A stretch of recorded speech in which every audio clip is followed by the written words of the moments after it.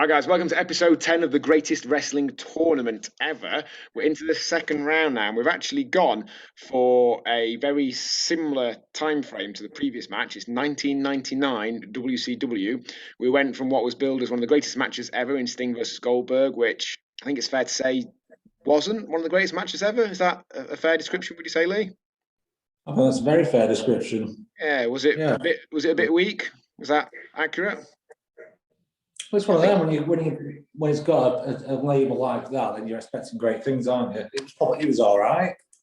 Did you actually watch the greatest wrestling match ever between Randy Orton and Edge properly last year, like all the way through with no Yeah, spoilers? Was it yeah, pretty good? Was it good? Was it? it was good fun. Yeah, I just didn't like the title of it. Yeah. Didn't like that they could predetermine the greatest match ever.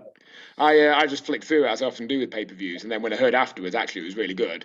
I then tried to watch it, but I got a bit tired of it, to be honest. Now, this is being filmed the day after WrestleMania. Now, I've noticed this WrestleMania's got a number again. For years, WrestleMania has not had a number. And this one's got a number again. It's WrestleMania 37, so I don't know quite what that is. But you're not going to be watching WrestleMania now for a few days, are you? Because Harry's ruined it for you, hasn't he? Yeah, Harry's decided we need to go back and watch Fastlane before we can even Oh. consider watching WrestleMania. I thought you two might be staying up to watch it because he's watched at least one, hasn't he, when he's been on half term, whatever it was, and therefore can go to bed late and have a bit of a lie-in. I thought you guys might watch it live, Yeah, we've done two live, but and not WrestleMania. no, it wasn't even thrown out there as a possibility. So Harry was up for watching something in the Thunderdome live, but he wasn't up for watching 20-odd thousand fans at WrestleMania live. I think he forgot. To be honest, we've not been on it that much. It's well, as you can see, like I say, we've not even seen Fastlane yet, so we're falling behind. I won't bother, have you? Just go straight to it.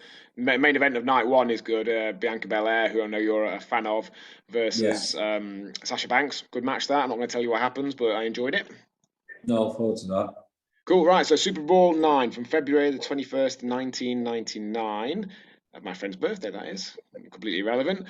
We're on the chapter of Roddy Piper versus Scott Hall. I'm not holding up much hope for this being a particularly good match either, but at least by the looks of it, it's relatively short. It's 1 hour 58, 24 in to the pay-per-view. Pressing play in 3, 2, 1, go. Have you watched any of the Hall of Fame? Because Scott Hall, as part of the NWO, has been inducted into the Hall of Fame this last week. I don't know if you saw that. Oh, was he?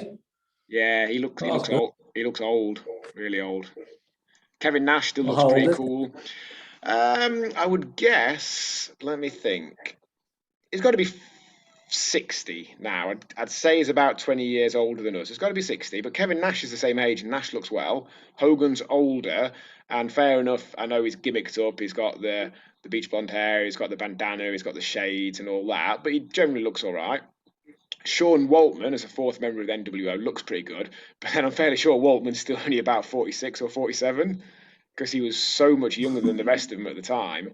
I have a feeling he was Is that the 21. 1, 2, 3 kid? Yeah, I'm fairly sure he was 21 when he debuted in WWE, which would put him at 49 now, I believe. So, right, actually, this is. Have I got the mistake here, or is this someone accompanying one of them? This is Disco Inferno Who's coming that? out. It was Disco Inferno. You've not heard of Disco Inferno? Obviously I not. know the song. Yeah. Well, you fair enough. You'd probably get more enjoyment out of that than the wrestler. I remember Disco Inferno from watching WCW in the late '90s. He was. I mean, he was inoffensive. Didn't really do anything particularly outrageously bad, but I can't remember anything that he did remotely good either. So I presume he'll be part of NWO here. I'm guessing because it looks like Scott Hall's about to come out now. I'm fairly sure, since we're both seeing Disco Inferno, we can't have both made the same mistake and put on the wrong chapter. Yeah, so at this moment, Scott Hall is part of Yeah, NWO Hollywood. I don't know if you know that the original it's his NWO all on the screen in the background. is coming now. He's coming. I don't know if you know, but the original NWO that debuted in summer of '96 ended up splintering off into two separate factions. You had NWO Hollywood, led by Hogan, of course, versus NWO Wolfpack. Now, actually, looking at the colours there, the red and black, Hall's in NWO Wolfpack, not in NWO Hollywood. Just someone clearly in the crowd was holding up a sign to show their preferred version of the NWO. So obviously, it's Scott Hall here, but is he still kind of doing the whole Cuban thing and with the Not accent and everything? not Cuban and not really the accent, but a lot of other similarities to the Razor Ramon character. When he first came on to WCW TV, having been Razor Ramon, when he returned to WCW, he did the AEO and a lot of the similarities. I think by this, probably not even by this point, probably by late '96, it's very much just Scott Hall talking in his fairly normal but somewhat exaggerated for wrestling voice. Yeah. But yeah, so we've got Disco Inferno clearly accompanying Scott Hall to ringside, getting ready for Roddy Piper. Now, this is the only match we could find between them that was a singles match, and I believe it's for the US title. There we go. Piper's coming out now, sporting the US title. Now, I mean, he's pretty old now, Piper, there, isn't he? He looks a bit too old to be a champion to me. What's How Piper old going will to he be be? there? 50-ish? I don't think he quite will be, to be honest. So let's say he's a similar age to Hogan. I'd have to double check that. In '99, that would put him at 46, 7. He might be a little bit older than Hogan. I think Flair will have turned 50 this year, if I remember correctly. So yeah, I'm going to put him at late 40s. So similar age to So X 50. Pac. Yeah. He looks good with the belt, though. I'll give him that. He's one that didn't win many titles, Piper. He obviously won the Intercontinental title in 1992, won the US title here, and as far as I know, that's possibly the extent of it for him. Yeah. You got any interesting quiz questions for me, Lee? Yeah. Go on, hit me What up. was Scott Hall's finish called WCW? Outsider's Edge. Correct. Yeah, so obviously it was the Razor's Edge, just renamed for the Outsiders because when Hall and Nash first came in, they were referred to as the Outsiders because they were coming from the outside.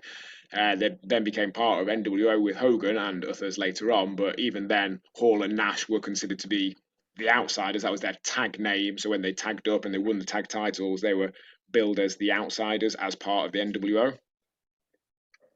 I think they fought in this same event, didn't they, as the Outsiders? They may well have done. I'm not seeing. One thing that we both did just notice, actually, independently, is when we were just flicking through the chapters to get to this. Kurt Hennig's in a match earlier on in the night, and he looks absolutely stacked, doesn't he? He looks massive. Just roided up to the max. Well, I was just about to say exactly the same thing. I think it's a fairly common thing with guys there who are past their prime athletically. They can't perform to the same level. So, I mean, look at Randy Savage in 1999. Randy Savage in '99 had by far the most muscle mass he ever had, even compared to 12, Yeah. 15 years younger, which you're not getting there without a bit of extra assistance, are you? Yeah, I remember when Randy Savage was in that Spider-Man movie, wasn't he? Well, I was And just he was about to mention huge. that. I was literally just about to mention that because only last Thursday night, my two older sons wanted to watch that, and we watched it. And as you correctly said there, Randy Savage plays Bonesaw McGraw, and he's massive in That's that, it. isn't he? Huge. What are your thoughts on Who did Roddy Piper? Who did Roddy Piper fight at WrestleMania 3? WrestleMania 3? Would have been adorable Adrian Adonis. Put him to sleep with a sleeper. Brutus Beefcake comes out afterwards, shaves his head, beginning the barber gimmick that he kept for the next few years. I think, did Piper then essentially retire after that and was gone for a good few years, I think, wasn't he? Yeah, I don't think he... When did he come back? So WrestleMania 3 would have been 87. I think he was gone till around 90-ish, maybe something like that. I think he was very much considered his retirement match. I believe he intended to retire and then came back. He obviously went off to do filming. I think that's when he did. Yeah, he didn't fight in any of the events in 1990. I think it might have been 91 when he came back. Right, yeah, it's gone a long time there. Hall looks a bit rough there, actually. This is probably Hall at his peak alcoholic phase as well. I remember in late '98, Hall and Nash had a match at, I want to say Halloween Havoc '98, where the story of the match is Hall's alcoholism. He comes in clearly pretending to be drunk as part of the storyline, but it's based off the fact that he is a raging alcoholic. Because I think that's a confirmed way to treat alcoholics, isn't it? Mock them on national TV. I think that helps them, I doesn't believe it? so, yeah. Yeah, I think that's where Yeah. other alcoholics go wrong. They try and get counselling and things like that. They need to be sent out on national TV and be mocked because that worked because it only took another 15 years before Hall stopped drinking after that. I always love the term raging as well, whenever to any of the alcoholics. It's kind of like it's quite an overt, quite out there alcoholic. It's a raging alcoholic. Well, randomly, I've just remembered. Now, I haven't heard this phrase used for decades, thankfully, because obviously it's not a nice way to put it. But people used to say that someone was a raging homosexual, didn't they? Yeah, that's right. Again, Yeah. along the same lines, it's like, why? If anything, they're quite happy about it, aren't they? They don't seem particularly annoyed. Yeah. Oh no, I always thought raging was kind of like the really sort of out there and throwing it around everywhere. So they're not just a homosexual; they're raging, but the same for anything. Alcoholic. I suppose, Yeah. maybe, yeah. But then you wouldn't say that of something else, would you? Like he's a raging philanthropist because he helps people, financially, or is a it's generally given a negative context, isn't Horrible. it? I think it's only used by people who consider that thing to be negative, isn't it? To be negative, and then it's kind of negative to the max. Yeah. Yeah. Scott Hall's son was briefly a member of the Bullet Club. What Cody. was his name? Cody Hall. Is that easy? I gave you the answer before you finished the question. Take that. Yeah, he seemed to have a lot of potential. Cody Hall did. He's tall like his old man. From what I understood, he seemed to be an all right worker, but obviously didn't quite manage to put it together because it's been a good decade now that he's been on the scene, and the furthest he got was part of the Bullet Club in New Japan. So you kind of assume that's been the ceiling of his career. I don't know if you're watching any of this, but it was pretty terrible. Oh yeah, they're just punching and kicking. Yeah. Funnily enough, though, Hall took longer to really get over than you might expect. He seemed to come out of nowhere as Razor Ramon in '92, but he'd been the Diamond Stud in WCW directly before that as a bit of a flop. Prior to that, a few years earlier, he'd been in AWA, and he had done all right for himself. But to say then how over he was as Razor Ramon, and to say how good he was in that particular role, I mean, if anything, Hall's got a very short window of actually being good there, hasn't he? He's got WrestleMania 10 in March '94 through to SummerSlam '95, basically the two ladder matches he had with Shawn Michaels and a few others in between, where he's actually any good. Anything outside of that window is. Yeah, I was going to say though. But, I mean, obviously, like you say, short-lived, but inarguably one of, if not the greatest match of all time. I remember reading at the time something about Hall and Nash and about how it's not surprising that they made it as alongside Shawn Michaels rather than being alongside DDP because they were both associated with DDP in WCW prior to coming to WWF. Now that was DDP before he actually became very successful himself. A few years later he was successful and a world champion, but you can see how being a part of the diamond mine in 1992 versus being a bodyguard for an opponent of Shawn Michaels isn't going to quite give you the same level of progression, is it? Yeah, it's a great point. Now, I remember Piper coming back to Which, WCW. Oh, go on, hit me up. go on, which WCW pay-per-view did Hall tase Goldberg, allowing Kevin Nash to end his undefeated streak? Starcade '98, about 2 months before this. They'd Right. considered using a what's it called, where they shoot out the. It's not a taser. It's very similar to a taser, where it shoots out the thing and it attaches to people, and it zaps them.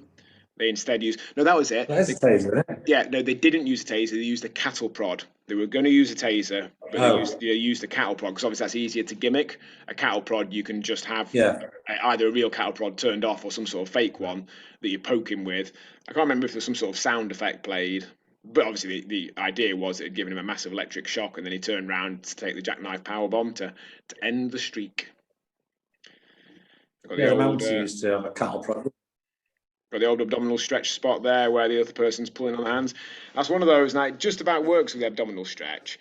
But no end of times, particularly probably earlier in this, like late 80s, early 90s, you see someone grabbing the ropes or grabbing someone else's hand for leverage on what is essentially a submission move, but in a way that doesn't really help. Like I remember seeing people putting someone in a Boston Crab and then reaching forward and grabbing onto the ropes, and I'm like, you're going the opposite direction to what it's. Yeah, you're helping the guy out there. Yeah. Yeah, you're putting less pressure on the bottom of the back. even the abdominal stretch. I mean, I get Awesome. that one a little bit more. The idea is that you're pulling them back upright a little bit more, but Disco Inferno reaching in and pulling on Scott Hall's hand there didn't really look like it made it any more painful for Roddy Piper as the receiver. No. He's got him in the sleeper now. He's fading. He's fading. Did Piper ever beat anyone with a Piper, sleeper particularly? it's very rare. I mean, apart from Brutus, there weren't many wrestlers who used not to see win matches with a sleeper hold. Maybe $1 Million Ted Man. DiBiase's $1 Million Dream. Yeah. They used to come up a lot. Always confused me how the $1 Million Dream was a sleeper hold, but the Cobra Clutch by Sergeant Slaughter, which was the exact same move, was a submission move. Oh, there we go. It's over. It's over. Hall just pulled his legs out from under him, pinned him with his feet on the ropes. Hall winning the US title there. It makes more sense as a submission move to me. Yeah. It looks more like a submission move. Maybe they just because it's kind of like I know how to put it on. I just can't demonstrate it. For anyone listening, Lee's demoing himself in the $1 Million Dream at the moment. Now, if you hear snoring in a second, that's because Lee's just put himself to sleep with a modified, self-applied $1 Million Dream. Maybe it was a repositioning of the fingers or something. I don't know. Right, so yeah, Piper's just lost the title to Hall there. So that means Hall obviously is both an Intercontinental and US champion, like Piper is there. He does look rough there. Yeah, more importantly than that. Go on. More importantly than that. Yeah. He's through to the semi-finals. Oh, he is. He is. Yeah, that's good, isn't it? Do you think all those years ago he was more concerned about potentially getting through to the semi-finals of a podcast in 22 years? You'd hope so, wouldn't you? I think if he was watching this now, he'd be up there with his greatest achievements, especially after that match. I think so. Yeah, I mean, I think that would cheer him up. He looked a little bit sad at the Hall of Fame the other night. I think if he's listening to this podcast, and hopefully he is, then it will have cheered him up that he's got through to the next round. Right, speaking of next round, we obviously need an opponent for him. Now, we drew up some brackets for this, didn't we? So what was the next quarter-final that we decided on? Well, we'll stick to the brackets. Yeah, we've got to stick to the brackets. This is a legit tournament, Lee. We're not going to mess about with it. They'll be the winner of Roman Reigns and Chris Jericho. Okay, that's a slightly random one, isn't it? So I can't actually remember who wins that. I presume it's Roman Reigns. So does that mean we're stuck with Roman Reigns versus Scott Hall? We'll figure out anyway what happens in the next round. You got any last few quiz questions for me? That was obviously a very short match, so you may have got some more. Was through. Piper returned to WrestleMania 5 to host Piper's Pit. Who was his celebrity guest? Morton Downey Jr. Correct. Wow, look at that from nowhere. That was a good one, that was, wasn't it? Who did Scott Hall defeat in his first WWE match after WCW was bought by Vince McMahon? Right, so, okay. This is going to be February or March of 2002. Is it a singles match? Yeah. Yeah, so it's a singles match and Hall wins. So he comes in. They definitely have a big 3-on-2, Hall, Hogan and Nash versus Austin and The Rock. Then Hall faces Austin at WrestleMania but loses.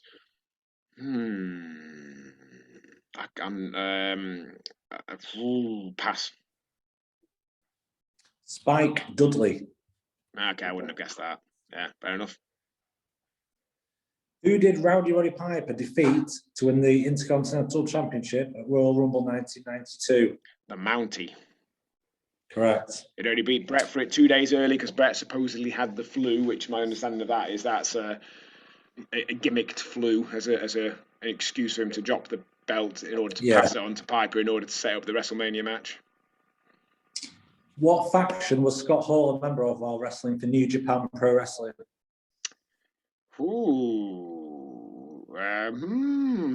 Not the Bullet Club? Team 2000. Team 2000? I've never heard of that. I've heard of Techno Team 2000. Have you heard of Techno Team 2000? No. They were a short-lived tag team in WWF in, I want to say, 95. It was Eric Watts, formerly of WCW, the son of former Booker cowboy Bill Watts, and Chad somebody. I think that was his only thing that people might vaguely remember. That came out in these futuristic outfits and lasted a couple of weeks. There you go. 2 more. Who did Roddy Piper replace on a temporary basis as WWE president in 1996? Gorilla Monsoon after Vader squashed him night after the Royal Rumble. Well done. And which WWE superstar did Roddy Piper manage in 2003? Ooh, Zack Ryder? No. No, Zack. Sean O'Hare. Oh, right. I was actually meaning the one-legged guy, which wasn't Zack Ryder. It was Zack something else. But yeah, Sean O'Hare. Yeah, I remember that. Ish, vaguely. That was when Hogan was Mr. America as well. It was Hogan with a mask on, still calling everyone brother, but with a mask on, pretending to be somebody else. It's worth a watch. It's quite funny. Have you ever seen the lie detector test that Mr. America gets Vince McMahon to do? No? So Hogan is in a mask pretending to be Mr. America. It's really obviously him because I think he's been sacked or fired in storyline at that point. Vince says that he wants Mr. America to take a lie detector test, which he does and passes. So Vince says, "Are you Hulk Hogan?" And he goes, "No, brother." Ting, passes. And Vince, after several of these, thinks it must be faulty, and to demo its faultiness, puts it on himself. And I can't remember the exact questions, but as you can imagine, they are funny when he's asked a question and denies it, but it turns out it's true. I mean, it's not this, but it's something like, "Have you ever slept with your cousin?" "No, of course not." That kind of thing. Have a watch. Check it out. Get it on YouTube. Right, guys, so next week, Roman Reigns versus Chris Jericho. As always, if you've been watching this, feel free to comment either on the website itself, I think you can comment on there, or on social media. Again, we're fairly steady on listening figures, so I'm fairly sure it's some people week in, week out who are, at least to a sufficient degree, enjoying this. I mean, they're downloading it. You can't hate it too much if you're still downloading it, can you? Surely. Absolutely. I mean, it might be me, my mum, you, your mum. My mum's friend. Scott Hall. Scott Hall, Scott yeah. Hall. I've pointed out to Izzy that Scott Hall is like the combined name of her dad and stepdad because her dad's called Scott. My surname's obviously Hall. Yeah. Awesome. Right. Nice one. See you next week, guys.